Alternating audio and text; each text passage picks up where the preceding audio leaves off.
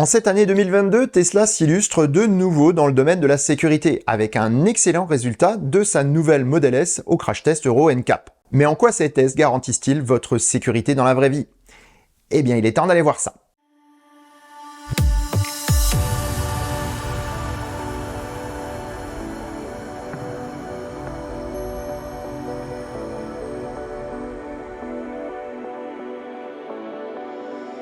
Si ça te plaît, mets un pouce vers le haut et commente. Si ça te plaît beaucoup, abonne-toi. Et si ça te plaît vraiment beaucoup, dis-le partout. Merci. Depuis toujours, la sécurité de nos transports est une préoccupation qui nous conduit à innover pour s'approcher au mieux du zéro défaut. Un siècle de recherche et d'aventure nous a conduit à disposer aujourd'hui de véhicules plus sûrs que jamais. Il n'en a toutefois pas été toujours ainsi. Au début du XXe siècle, les accidents de la route étaient dévastateurs. La conception des automobiles basée sur des technologies hypomobiles était souvent fatale en cas de choc. Alors que l'automobile commençait à se démocratiser et surtout que les performances des autos augmentaient, General Motors a eu l'idée de réaliser le premier crash test contre une barrière en béton en 1934. À cette époque, les tests étaient effectués de manière artisanale, avec parfois l'assistance de vrais conducteurs, bien vivants.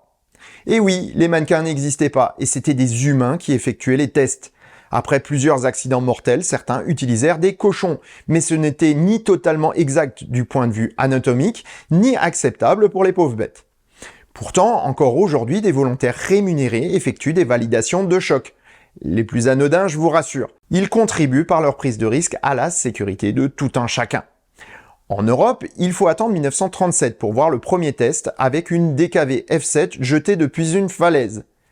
Il n'est pas dit s'il y avait un conducteur à bord.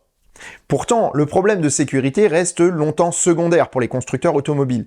Après la Seconde Guerre mondiale, seul Tucker a pris le parti de créer une voiture plus sûre, mais malheureusement sans succès. Pourtant, en Europe, les choses se sont mises à bouger rapidement. C'est en 1959 que Mercedes a eu l'idée d'automatiser les crash tests lors de la conception de la W111. Première voiture au monde avec une cellule de survie et des zones de déformation programmées. Ici, plus d'humains aux commandes, mais des mannequins pour simuler conducteurs et passagers. Le plus avancé des centres de crash test se trouve actuellement en Suède chez Volvo. Inventeur de la ceinture 3 points et de bien d'autres innovations en termes de sécurité, le constructeur sino-suédois détruit chaque jour une voiture flambant neuve de sa production. Depuis des décennies. Et avec des résultats exceptionnels qui ont fait la renommée de Volvo. De nos jours, les crash tests sont une composante extrêmement importante du processus d'homologation d'une voiture et représentent un coût non négligeable. Toute une batterie de tests est menée avec entre autres des chocs frontaux, latéraux, contre des poteaux ou des autres usagers de la route. Simulés bien entendu. Tous les pays industrialisés se conforment désormais à ces normes et même la Chine, encore à la traîne il y a peu, s'est mise à jour. Pour aller plus loin que les normes imposées par l'homologation et classer les voitures en fonction de leur sécurité, l'Euro NCAP a été fondé en 1997 à Bruxelles. Organisme indépendant, les tests réalisés sont beaucoup plus drastiques et exhaustifs que ceux des constructeurs. Leurs exigences évoluent avec le temps et de plus en plus de critères sont pris en compte pour attribuer les fameuses étoiles. Cette année, ce sont les voitures électriques qui ont tiré leur épingle du jeu, dont la nouvelle Tesla Model S, mais aussi le Model Y. Prouvant le bien fondé de l'utilisation de grandes pièces moulées en lieu et place de multiples bouts de tôle emboutis soudés ensemble, les deux Tesla trustent le haut du panier avec une sécurité encore impossible à atteindre il y a encore quelques années. D'ailleurs, petite parenthèse concernant la réparabilité de ces pièces. L'argument des détracteurs de cette technique est qu'en cas de détérioration après un choc, la voiture est irréparable. C'est vrai. Mais c'est aussi le cas pour les autres méthodes de fabrication. Les gigacastings ne sont utilisés que dans des zones structurelles de la cellule de survie. Les zones à déformation programmées sont, elles, produites avec des pièces embouties et remplaçables. Si un choc est suffisamment important pour endommager un gigacasting, il endommagera également un longeron ou un renfort structurel fabriqué différemment. La voiture est dans tous les cas irréparable, du moins économiquement. Voilà entre autres pourquoi il ne reste que très peu de marbre dans les carrosseries automobiles de nos jours.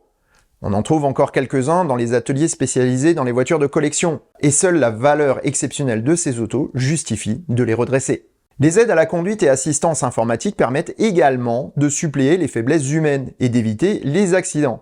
Et de ce côté, Tesla est très bien pourvu. Avec 5 étoiles, les Tesla bénéficient en outre de leur architecture électrique avec des éléments lourds placés au plus bas dans la structure.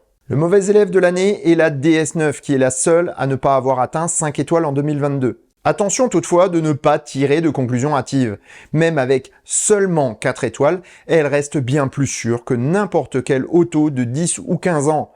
Et ça, c'est une bonne nouvelle pour la sécurité de ceux qui comptent pour nous. Avec les progrès des modélisations informatiques, il est probable que les coûteux crash tests seront bientôt remplacés partiellement ou totalement par des modèles virtuels. Volkswagen et probablement d'autres constructeurs y travaillent déjà, mais de vrais tests en conditions réelles continueront encore longtemps. Et c'est plutôt, à mon sens, une bonne chose. Et sur ces bonnes paroles, je vous souhaite bonne route et vous dis à bientôt pour un prochain épisode du Choucroute Garage. Portez-vous bien. Ciao.